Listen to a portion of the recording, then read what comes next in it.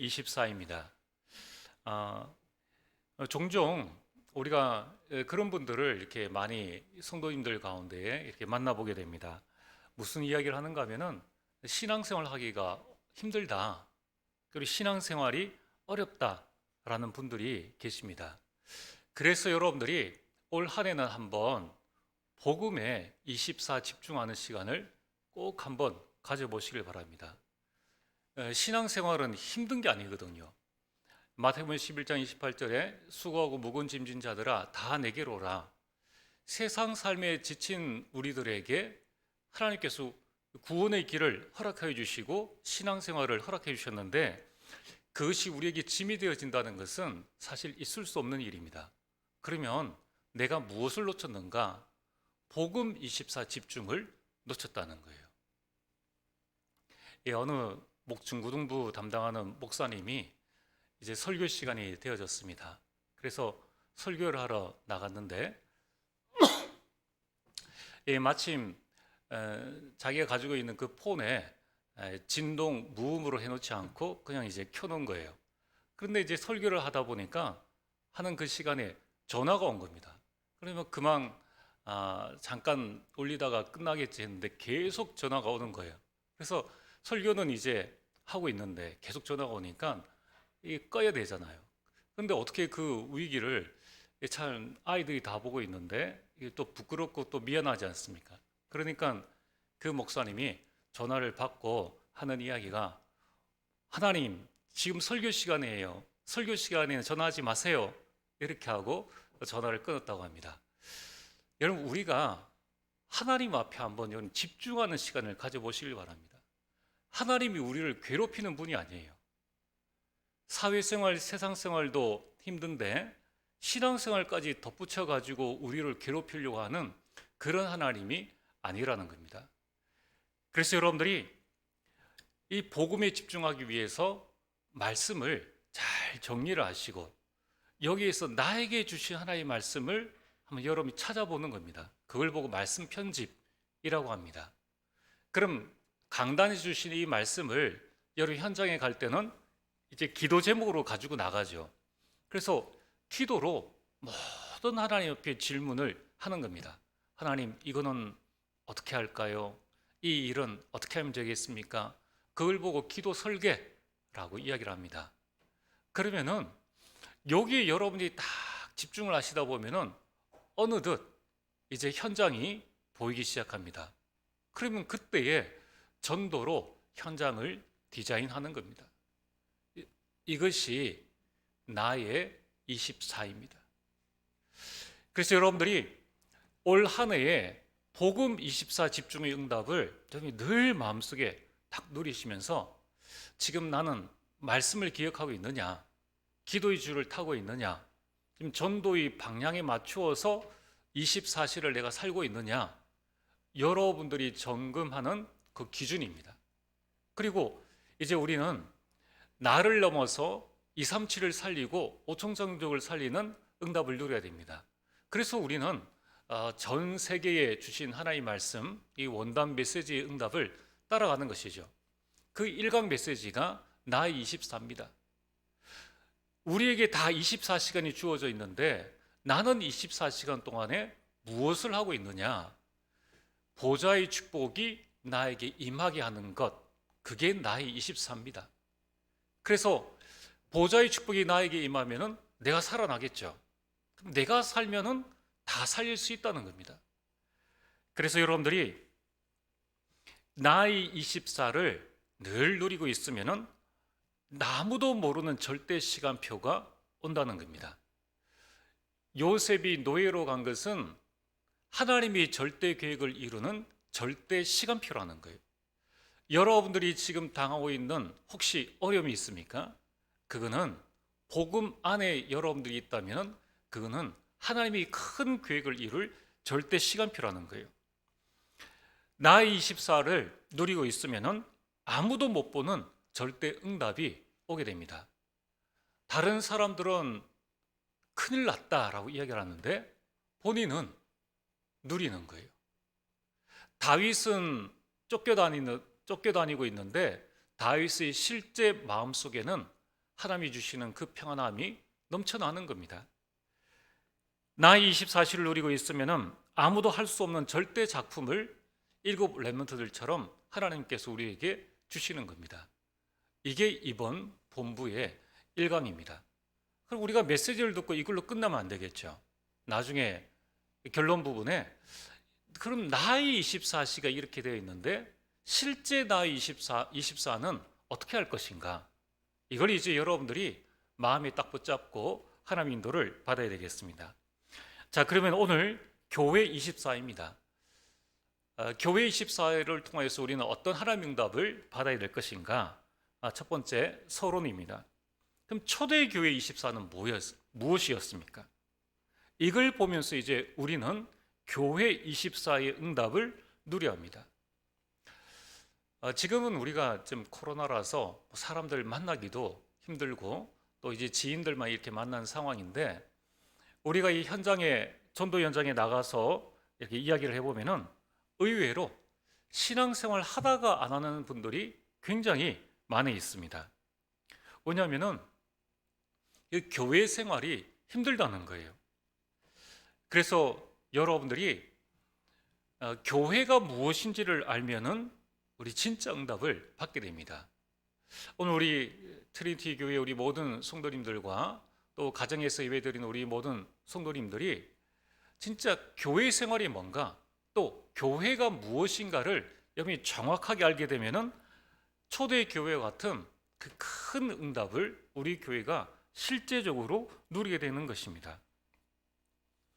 여러분 마가다락방에 모인 이 초대교회를 한번 보십시오.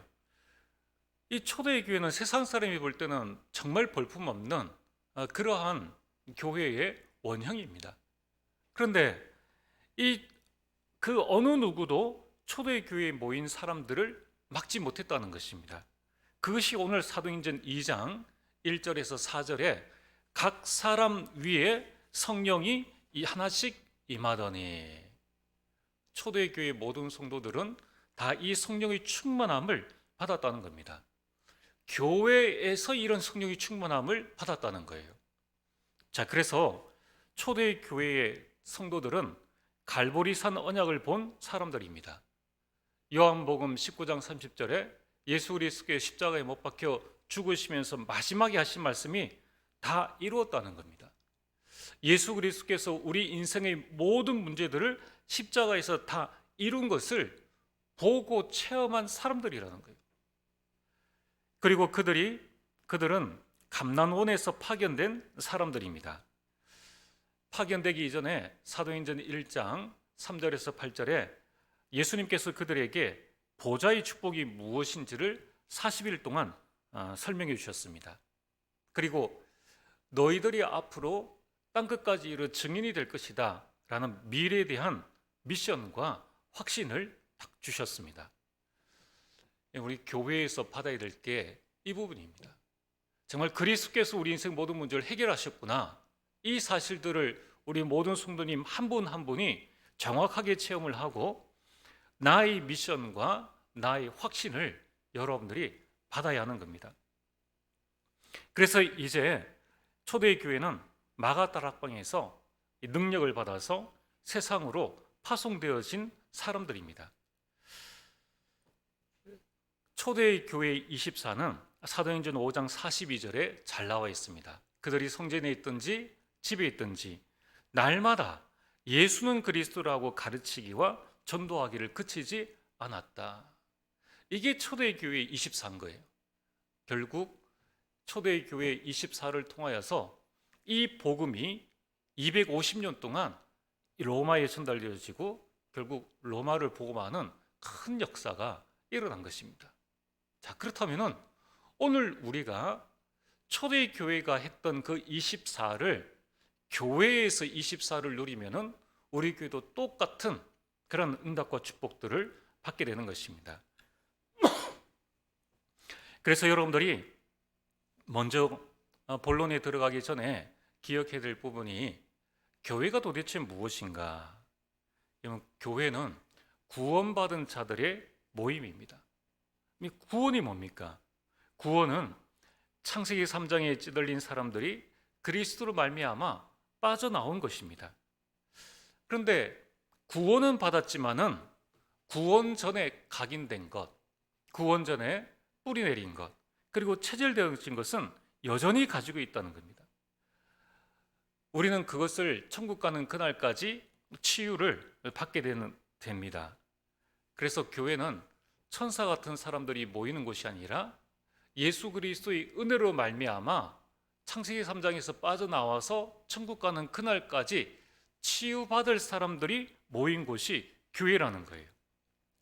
그러다 보니까 교회에 가면은 문제가 있습니다. 교회에 가면 인간관계에 갈등이 있습니다. 때로는 교회에 위기가 오기도 하는 것입니다. 이것을 주의 깊게 잘 봐야 합니다.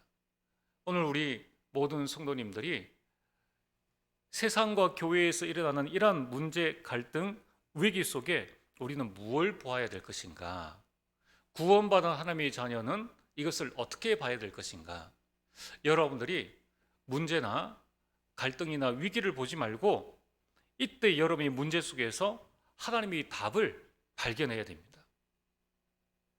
복음과 말씀과 기도를 통하여서, 그리고 갈등 속에서 하나님의 갱신이 무엇인가, 하나님께서 나에게 무엇을 갱신하라고 하시는가, 또 위기 속에서는 하나님의 기회를 봐야 하는 것입니다.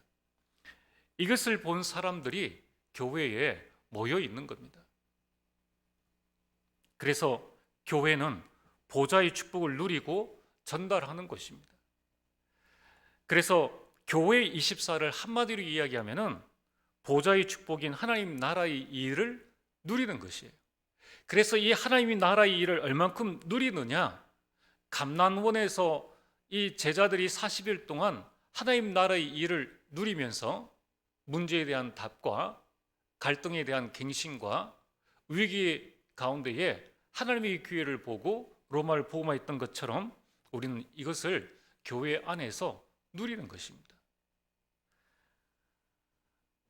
이때에 본론으로 교회 24를 통해서 따라오는 응답이 있습니다. 여러분들이 어느 만큼 내가 교회 안에서 교회 24를 누리느냐, 여기에 따라서 우리 신앙생활의 모든 것들이 다 달라집니다. 어떻게 달라집니까? 교회 24를 누릴 때에 따라오는 첫 번째 응답이 빛의 경제가 일어나고 따라온다는 것입니다. 여러분, 초대 교회도, 그 당시 그렇게 어렸던 초대 교회도 성도들 간에 궁핍함이 없었습니다. 어느 정도입니까? 사도행전 2장 9절에 11절에 15나라의 경제인, 산업인들이 몰려온 것입니다.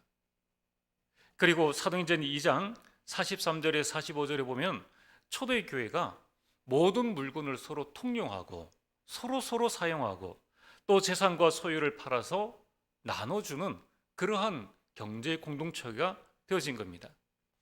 사도행전 4장 36절에 31절에 이 바나바는 자신이 가지고 있는 땅을 팔아서 교회에 그냥 기쁨으로 헌금한 것입니다. 이 일들이 어떻게 가능했느냐? 교회에서 보좌의 축복을 누렸기 때문입니다. 그러니까 교회가 필요한 것이 뭐냐? 그리고 성도들이 필요한 것이 무엇인가? 이것을 보고 기꺼이 하나님 앞에 드린 것입니다. 여러분, 우리 교회의 모든 성도님들이 교회에서 진짜 이 보좌의 축복, 하나님 나라의 일을 강단 말씀을 통하여서 또 포럼을 통하여서 여러분들이 누리면은 하나님은 우리에게 마음껏 하나님께 헌금하고 또 교회와 성도와 레몬트를 위해 드릴 수 있는 그 경제를 우리에게 허락해 주시는 것입니다. 그래서 교회가 중요한 거예요. 그래서 우리가 헌당을 두고 기도해야 되고 온전한 하나님의 응답을 누릴 수 있도록 우리가 힘을 모아야 되는 것입니다. 이 속에 많은 하나님의 큰 축복들이 들어가 있는 겁니다. 이 정도로 끝난 것이 아니라 이제 사도행전 9장 36절에 43절에는 이 다비다에 대한 이야기가 나옵니다. 그의 직업은 바느질하는 거였습니다. 바느질하는 것을 통해서도 하나님은 교회를 살릴 수 있는 경제를 허락해 주신다. 이게 바로 빛의 경제라는 거예요. 저는 우리 트리니티 교회 모든 성도님들, 또 우리 모든 렘넌트들이 무슨 일을 하든지 상관없습니다. 세상은 직업의 귀천을 이야기를 하지만은 하나님 앞에는 직업의 귀천이 없어요. 무슨 일을 통해서든지 하나님은 빛의 경제를 우리에게 허락해 주신다는 거예요. 그래서 올 한 해 여러분이 진짜 교회 24의 언약을 딱 붙잡고 빛의 경제의 축복을 여러분이 온전히 누리게 되기를 바랍니다. 사도행전 16장 15절에 자주장살 루디아입니다. 그리고 사도행전 10장 1절에 45절에 가죽장사 피장 시몬에 관한 이야기가 나옵니다. 이 9장, 10장, 16장에 나타나 있는 이 성경 구절에 왜 공통점이 뭡니까? 성도들의 업을 하나님은 축복하신다는 거예요. 오늘 여러분들이 이걸 꼭 붙잡아야 됩니다. 그래서 바느질 해서라도 교회를 살릴 수 있는 빛의 경제를, 내가 무슨 일을 하든지 언약 붙잡고 그 업에 우리가 기도하고 있으면은 하나님은 그 일을 통해서 우리에게 모든 빛의 경제를 회복해 하신다는 겁니다. 드디어 로마서 16장 23절에 모든 교회의 식주인 가이오, 여기에 관한 말씀이 나옵니다. 한 교회를 살리고도 남을 만큼의 경제의 응답을 하나님은 한 개인에게 주신 것입니다. 결국 이 일을 통하여서 초대교회가 마음껏 전도하고요, 이 250년의 큰 핍박과 어려움 가운데서도 이 복음운동을 지속할 수가 있은 것입니다. 앞으로 우리 이런 경제 응답을 우리 모든 성도님들이 받게 되기를 주의 이름으로 축복합니다. 그래서 우리 모든 산업인과 렘넌트들은 이러한 비전을 딱 붙잡고 여러분 기도하시길 바랍니다. 우리가 한번 사는 인생인데 하나님의 빛의 경제를 정말 회복하여서 한 시대에 하나님께 응답 누리고 이 흑암 경제를 꺾고 진짜 빛의 경제를 회복해야 되지 않겠습니까? 자, 그 응답이 어디서 온다고요? 교회 24. 교회에서 하나님 나라의 그 일들을 여러분이 누릴 때에 하나님은 우리에게 숨겨둔 빛의 경제를 주신다는 겁니다. 두 번째, 교회 24를 통하여서 하나님은 우리에게 치유 운동이 일어나도록 하신다는 겁니다. 성령의 충만함을 받은 베드로와 요한이 사도행전 3장 1절에 12절에 그 예루살렘 성전을 향해서 가는 그때에 나면서 걷지 못한 자를 보게 됩니다. 그 어느 누구도 일으킬 수 없는 그 상황에 이 베드로가 나사렛 예수 그리스도의 이름으로 일어나 걸어라, 그 말을 들은 즉시 이 못 걷는 자가 일어나서 걷게 됩니다. 또 사도행전 8장 4절에서 8절에 저 사마리아 성에 빌립이 가서 그리스도를 증거했는데 귀신 들린 자, 중풍병자, 나면 이 못 걷는 사람들이 나은 것입니다. 그리고 그 성에 큰 기쁨이 임하게 된 것입니다. 사도행전 13장 무속인에게, 사도행전 16장 점술인에게, 사도행전 19장에 이 우상 숭배하다가 병든 자들에게 이 바울이 찾아간 것입니다. 그리고 예수 그리스도의 이름으로 치유를 한 것입니다. 자, 오늘 이 사도행전 3장, 8장, 그리고 13장, 16장, 19장의 중요한 내용들이 뭡니까? 바울이 자신의 능력으로 치유한 것이 아니라 예수 그리스도의 이름으로 치유했다는 것입니다. 오늘 이러한 이 보좌의 축복을 누리는 치유 운동들이 여러분 가정, 가문, 또 지역에 일어나게 되기를 주의 이름으로 축복합니다. 그래서 어떻게 치유해야 될 것인가? 나사렛 예수 그리스도의 이름으로 일어나기 이전에 영적 치유를 한 것입니다. 이미 교회에서 해야 될 가장 중요한 치유가 내 자신의 영혼이 치유받는 것이고, 여러분이 현장에 가서 해야 될 가장 중요한 치유가 영적 치유부터 하는 것입니다. 그러면은 이 영적 치유를 통하여서 우리 마음과 생각의 치유가 일어나고 그 결과 따라오는 것이 육신 치유라는 겁니다. 그러나 이것보다 더 중요한 치유는 뭡니까? 이 가장 완전한 치유는 육신의 질병과 내가 상관없는 그 상태가 되어지는 것이 완벽한 치유 운동입니다. 고린도후서 12장 7절에서 10절에 이 바울이 자신의 몸에 가시를 두고 3번 주께 간절히 기도했습니다. 그때에 하나님께서 바울에게 주신 말씀이 뭐냐면은 내 은혜가 내게 족하도다. 내 은혜가 너에게 족하도다. 이는 내 능력이 약한 데서 온전하여짐이라. 그러므로 도리어 크게 기뻐함으로 나의 여러 약한 것들에 대하여 자랑하리니 이는 그리스도의 능력이 내게 머물게 하려 함이라. 바울에게는 남에게 말 못한 그런 육신의 질병들이 있는데 어떻게 치유가 되어졌습니까? 이것을 통하여서 내가 온전하여지는 이 방법이구나. 나의 약함을 통하여서 그리스도의 능력이 나에게 머물게 되는 것이구나. 이게 가장 중요한 치유의 방법이요. 이러한 치유 운동이 일어난 것입니다. 원래 우리 모든 트리니티 교회 성도님들이 이런 치유의 영적 치유의 큰 응답을 누리시게 되기를 바랍니다. 세 번째는 교회 24를 통하여서 따라오는 응답이 바로 서밋 운동입니다. 렘넌트를 살리고 후대를 살리는 운동입니다. 교회가 해야 될 중요한 일이 있다면 그것은 후대에게 이 보좌의 축복 그리고 성삼위 하나님을 알려주는 것입니다. 그래서 바울이 뭘 했습니까? 사도행전 17장 1절에 그 18장 4절에 회당으로 들어간 것입니다. 그리고 사도행전 19장 9절에 서원으로 들어갔습니다. 그리고 사도행전 17장 5절에 저자 시장으로 들어간 것입니다. 결국 교회가 살아나고 교회가 빛의 경제를 회복하면은 치유 운동들이 일어나고 이 치유가 곧 서밋 운동으로 일어나는 겁니다. 그렇다면 우리가 해야 될 가장 중요한 일들이 무엇인가를 이번 우리 2강 말씀을 통하여서 우리는 반드시 붙잡아야 됩니다. 자, 오늘 결론입니다.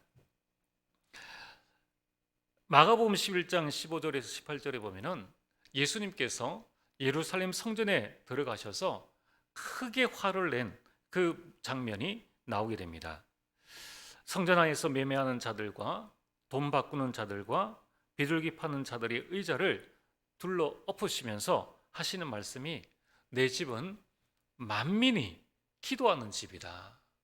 만민이 와서 기도하는 집이다 라고 말씀하신 것입니다. 그런데 이 예루살렘 성전은 이방인의 뜰, 기도의 뜰, 아이들이 뜰이 없어서 멸망받은 거예요.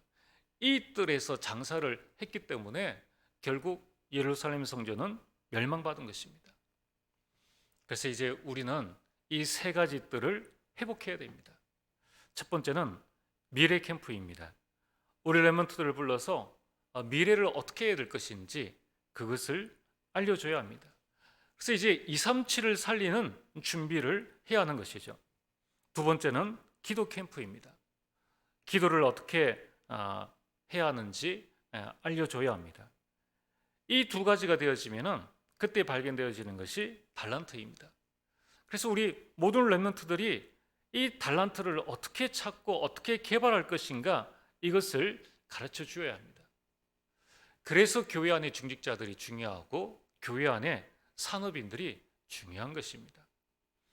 이 3가지 뜰의 응답과 축복을 누릴 수 있도록 우리가 기도하면서 우리 산업선교회가 하나님 주시는 힘을 얻고요. 우리 중직자들이 여기에 대한 준비를 해야 되겠죠. 그럼 하나님께서 우리 교회를 통하여서 237을 살리는 응답과 축복들을 주신다는 것입니다. 자, 오늘 말씀을 한번 정리해 보겠습니다. 우리가 이 말씀을 다 기억할 수도 없고 또 기억하는 것이 중요한 게 아닙니다. 여기에서 나에게 주신 하나님의 말씀을 우리는 꼭 붙잡아야 됩니다. 여러분, 이 본부의 1강 메시지의 핵심은 보좌의 축복으로 나를 살려라. 내가 살면 다 살릴 수 있다. 이것이 나의 24라는 거예요. 그래서 여러분들이 이 말씀을 어떻게 적용을 하면 되겠습니까? 나의 24는 뭡니까? 그게 서밋 타임입니다. 여러분이 서밋 타임을 통하여서 하나님께서 나에게 주신 이 보좌의 축복으로 나를 살리는 겁니다. 이강 말씀은 뭡니까? 초대교회가 살아나니까, 초대교회가 24시 이 보좌의 축복을 집에서든지 성전에서든지 누리니까 결국 로마까지 살렸다는 것입니다. 그래서 보좌의 축복으로 교회를 살리는 겁니다. 그것이 교회 24입니다. 그렇다면은 이 하나님의 나라를 누리는 이 일에 있어서의 나의 미션은 뭡니까? 이제 여러분 개인의 22년도에 이 방향을 딱 붙잡아야 됩니다. 교회 24는 저는 그렇게 깨달았습니다. 예배 성공이다.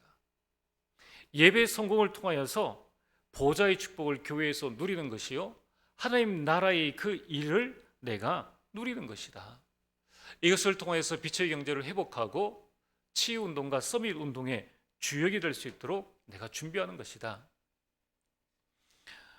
이것이 이번에 주신 1강, 2강 말씀입니다. 자, 그래서 이제 여러분들이 송구 영신 예배 때 주신 그 말씀을 매일 한번 생각해 보시길 바랍니다. 이제는 신앙생활이 이리 갔다 저리 갔다 하는 것이 아니라 오직 복음에 24시 집중하는 시간을 가지시고, 그 일을 통하여서 나의 24, 교회 24를 통하여서 교회를 살리는 그 실천상이 무엇인가, 이것을 발견하게 되길 주의 이름으로 축복합니다. 우리 주신 말씀을 기억하면서 함께 찬양하겠습니다. 찬송가 325장입니다.